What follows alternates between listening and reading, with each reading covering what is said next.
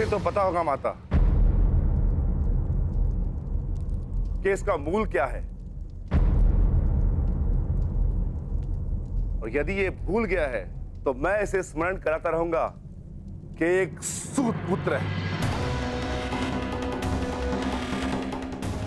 मर्यादा में रहो भीम। द्वंद्व के साथ आए विकारों को द्वंद्व के साथ ही छोड़ देना श्रेष्ठ होता है। कर्ण ने अपनी योग्यता से अंगराज की पदवी प्राप्त की। उनका सम्मान करो। अंगराज मेरा अनुज कटु जीवा वाला है, परंतु उसके मन में मैल नहीं। मैं आपके कौशल का सम्मान करता हूं। परंतु ज्येष्ठ भ्राताश्री, आप उसकी प्रशंसा कर रहे हैं जिसने अर्जुन को ललकारा। भीम, विरोधी भी यदि प्रतिभाशाली हो तो उसका सम्मान करना चाहिए। और अंगराज तो अब हस्तिनापुर के पक्ष में है। अंगराज, ज्येष्ठ पांडव होने के नाते मैं आपका स्वागत करता हूं।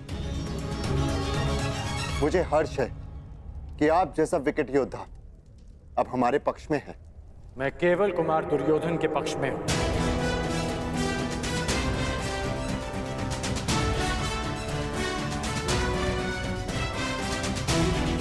अंगराज, वो भी मेरे ही अनुज है।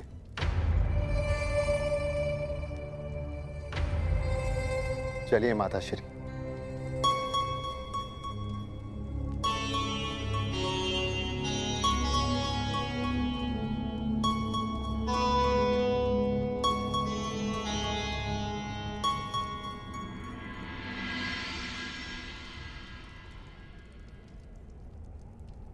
क्या हुआ कर्ण? अंगराज बनकर भी प्रसन्न नहीं हुए? नहीं, क्योंकि जिस प्रयोजन से अंगराज का पद स्वीकार किया वो प्रयोजन अधूरा रह गया।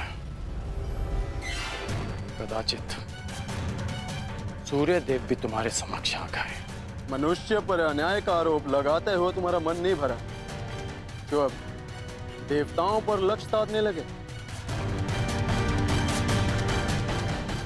लक्ष्य तो मात्र एक है कि तुम्हें पराजय का स्वाद चखा सकूं, कि सर्वश्रेष्ठ होने के तुम्हारे अभिमान को भंग कर सकूं,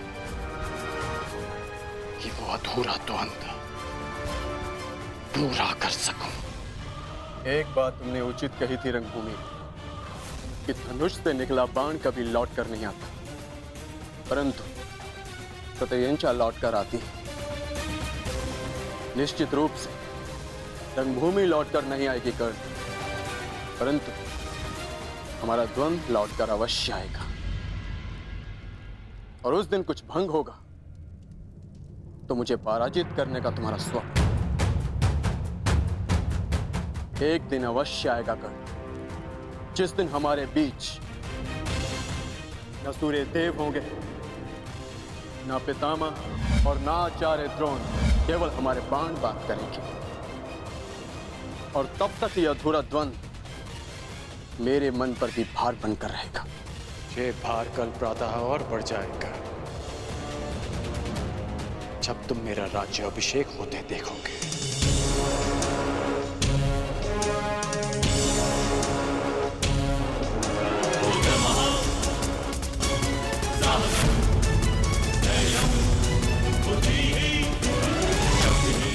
कल अभिषेक स्थल पर तुम्हारी प्रतीक्षा रहेगी अर्जुन।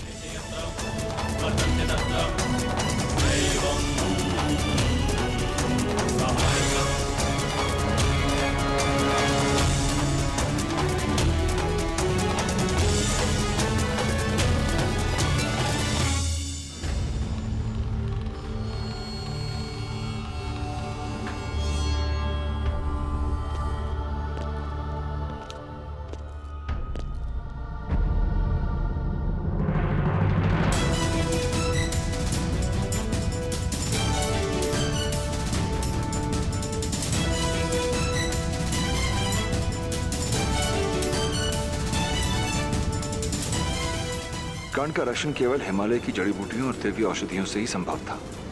राजकुमारी, मनुष्य मानता है कि जीवन का मार्ग सदा के लिए सीधा और सरल चलता रहेगा, किंतु एक घटना उस मार्ग को सदा के लिए मोड़ देती है।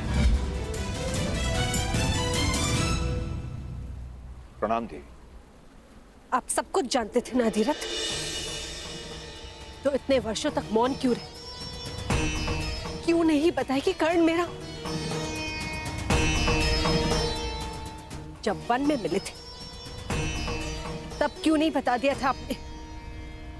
क्योंकि मैं प्रतिज्ञाबद्ध था देवी। देवी प्रियंवदा ने मुझे वचनबद्ध करके रखा था। वचन तोड़ना अपराध है, किंतु एक पुत्र अपनी माता के प्रेम से वंचित रखना, क्या ये अपराध नहीं? मैं हस्तिनापुर का सारथी हूँ देवी, और सारथी का कार्य होता है कि अपने रथी की मर्यादा और सम्मान को संभाले। यदि ये अपराध है तो यह धीरथ आपके सामने दंड भोगने के लिए प्रस्तुत है। आप दंड के पात्र नहीं है अधिर, परंतु आपको अपनी भूल का प्रतिकार करना होगा। आपको कर्ण को बताना होगा कि सत्य क्या है, कि उसे किसने जन्म दिया, कि वो पांडवों का ज्येष्ठ भ्राता है। और यदि आप ऐसा ना कर पाए तो मुझे स्वयं को प्रस्तुत करना होगा।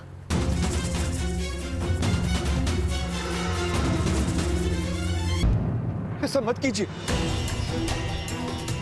ऐसा मत कीजिए देवी। किसी प्यासे को जल के समीप लाकर यह कहा जाए कि उसका जल पर कोई अधिकार नहीं तो प्यास से नहीं,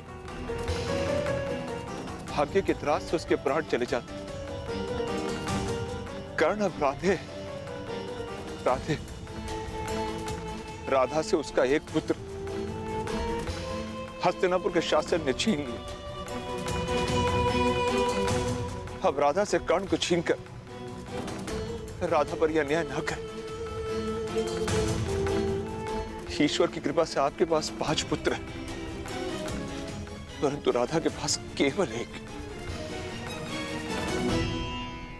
नहीं धीरथ, मेरे पास 5 नहीं 6 पुत्र हैं। मुझे यही भय सताता रहता है कि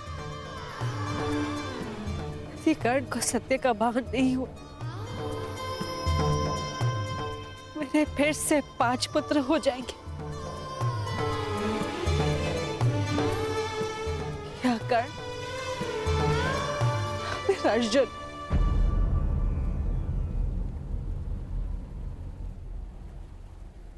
आपने कर्ण को रोका क्यों नहीं? क्यों धनुष उठाने दिया उसे? क्यों अर्जुन के समक्ष आने दिया उसे? क्यों? सूर्य पुत्र है आपका कर्ण। अधिरथ नामक एक छोटा सा मेघ उसकी आभा, उसकी तेज को कैसे रोक सकता है? जिसके शरीर पर जन्म से ही कवच हो, उसके जन्म का कारण धनुष उठाना ही तो होगा देवी। जिसे महामहिम भीष्म का आदेश न रोक सका, जिसे आचार्य द्रोण की उपेक्षा न रोक सकी, उसे यह अधिरथ कैसे रोक पाता? कैसे? कर्ण को रोका जा सकता है अधिरथ। भाइयों को एक दूसरे का रक्त बहाने से रोका जा सकता है। मैं अपने 6 पुत्रों के साथ जीवन बिता सकूं या ना बिता सकूं, ये मुझे स्वीकार है, परंतु मुझे इन सबका जीवन चाहिए।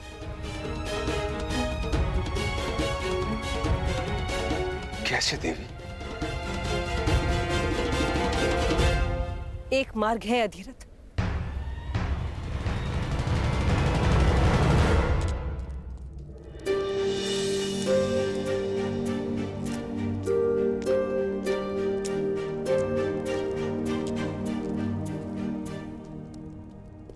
कोई भी दृष्टिगोचर नहीं हो रहा भूगत ग्राम में। कोई बालक तक नहीं मार्ग में।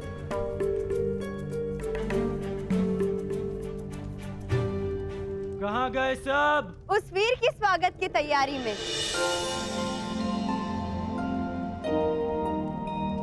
जिसने इतिहास में सूतों को सम्मान दिलाया। स्वागत है अंगराज कर्ण।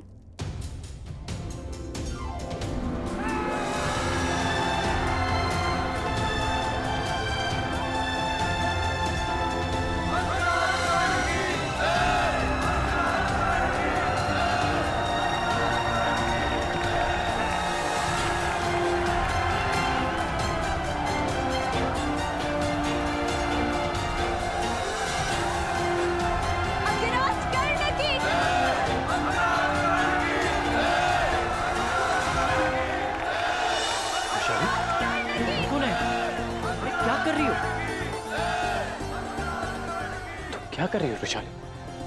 रोक क्यों नहीं रही इन्हें? नहीं कर्ण, आज नहीं।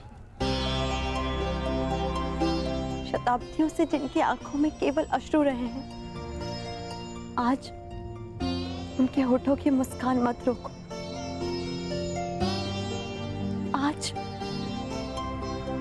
उनकी आंखों में आकाश को छूने का स्वप्न है। हाँ कर्ण, अर्जुन का सामना करना तुम्हारे लिए केवल एक पल था, परंतु इनके लिए वो पल आने वाले स्वर्णिम कल का स्वप्न है। पहली बार क्षत्रियों की रंगभूमि ने सूतों के जीवन में रंग भरा है। वर्षों से अपमान का विष पीने वालों ने आज पहली बार सम्मान का अमृत चखा है। तुम्हारे पास सारे मार्ग हैं, मुझे रोकने के भी और मुझे उकसाने के भी। कल जब मेरा राज्य अभिषेक होगा तो दर्शकों की दृष्टि मेरे मुकुट पर होगी और मेरी दृष्टि उस पर जिसने मुझे स्थान तक पहुंचाया, तुम पर वैशाली। क्यों? मैं वहां किस अधिकार से जाऊंगी?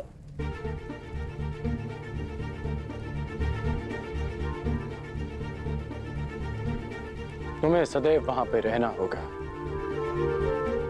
कल मित्र के अधिकार से और कुछ समय पश्चात अंग देश की महारानी के अधिकार से।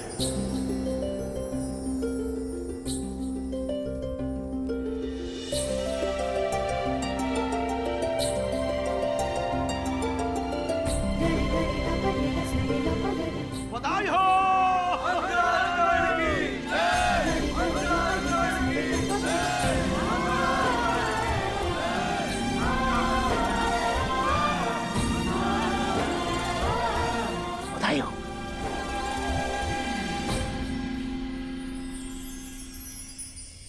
अंगराज कर्ण।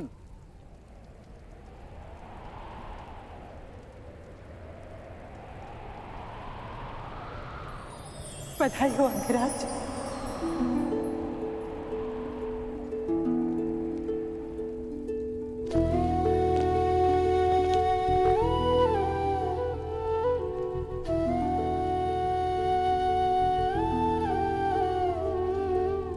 सबके मुख से अंगराज सुनना अच्छा लगता है माता, परंतु आपके मुख से ये अपशब्द प्रतीत होता है।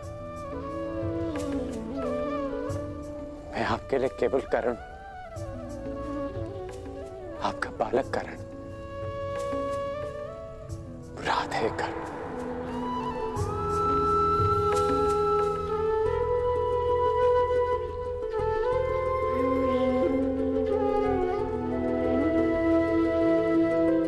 राधे ही कर आज द्वंद्व में विजय प्राप्त करके आया। आज सूर्य देव भी शत्रु के पक्ष में हो गए माता। आपका राधे हारा नहीं,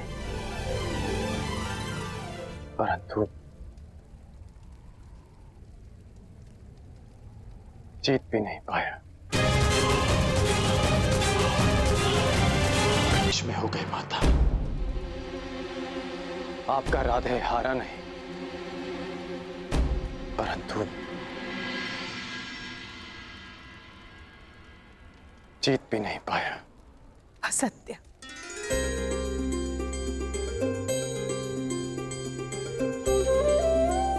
अपनी माता से असत्य कह रहे हो? एक नहीं, आज तुमने 3-3 विजय प्राप्त किए हैं। कल पहली विजय उसी क्षण प्राप्त हुई जब सूत पुत्र होकर तुमने रणभूमि में राजकुमारों को ललकारा। दूसरी, जब महाराजा ने तुम्हें राजा की पदवी दी। आज तक एक सूत के रक्त को हे दृष्टि से देखा जाता था, किंतु आज एक सूत के मस्तक पर एक क्षत्रिय के रक्त का राज तिलक लगा है। ये तुम्हारी तीसरी विजय है कल।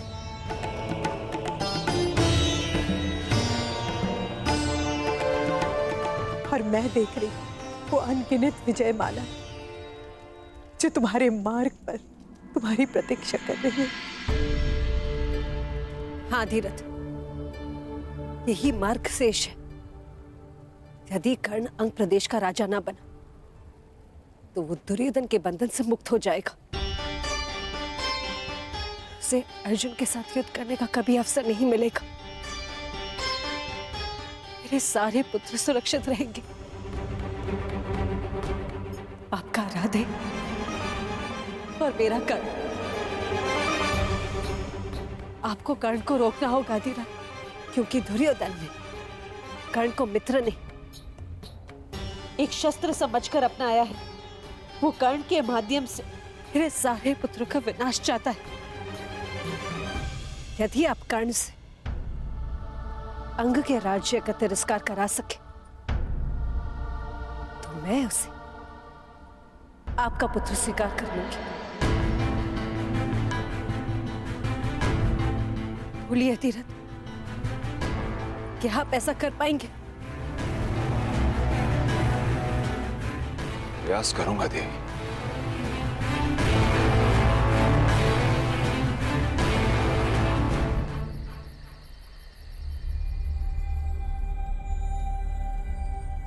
ये क्या कह रहे हैं आप? वही जो तुम सब ने सुना। अर्थात आप मेरे अभिषेक में नहीं आएंगे? हाँ कर्ण, ना मैं आऊंगा, ना राधा,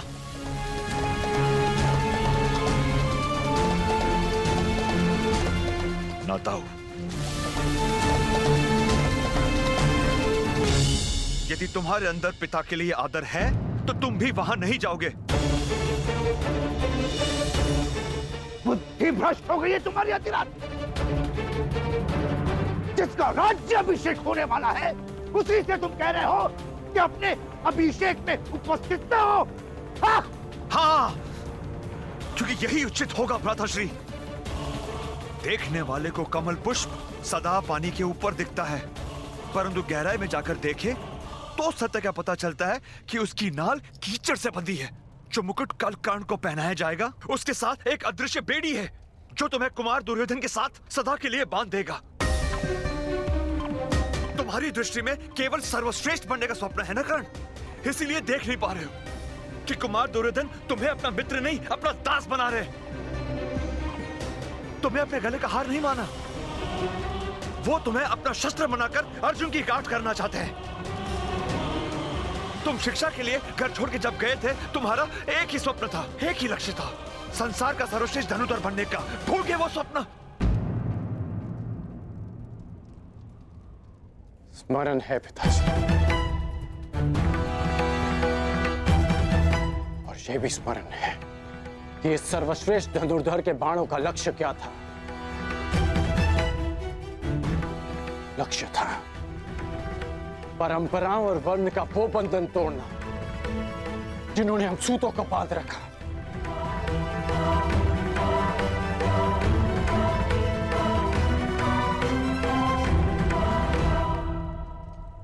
स्वप्न था सूतों का सम्मान और कल्पना थी परिवर्तन।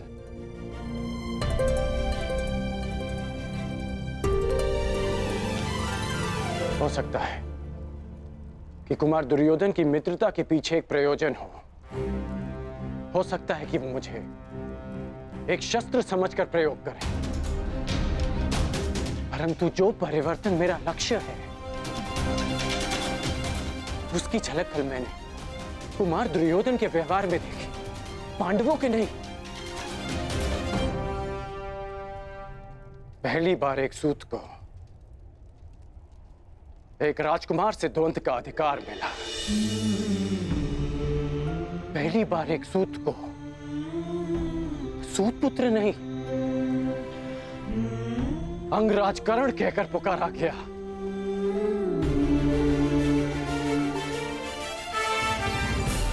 ये परिवर्तन का प्रारंभ नहीं है तो क्या है पिताश्री? और ये आरंभ हुआ कुमार दुर्योधन के प्रयास से। कीचड़ में उगने वाली नाल के कमल जो ईश्वर के चरणों में चढ़ाए जाते हैं, यही तो परिवर्तन है पिताश्री।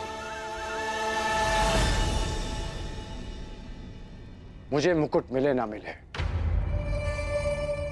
परंतु मैं कुमार दुर्योधन के बंधन में सदा रहूंगा।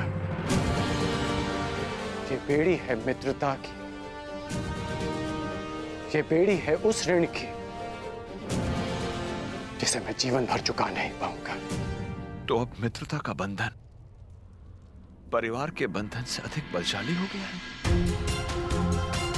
अंतिम बार कहता हूं कर्ण, यदि तुम्हारे लिए परिवार महत्वपूर्ण है तो कल राज अभिषेक के लिए नहीं जाओगे तुम। विकल्प तुम्हारे समक्ष है, परिवार या राज्य। ये क्या कह रहे हैं आप? पुत्र यदि उन्नति करे तो पिता उसकी पीठ थपथपाता है, उसके लक्ष्य के बीच नहीं आता। हम सबको इस अभिषेक में उपस्थित होना चाहिए आर्य। मैं जो बोल रहा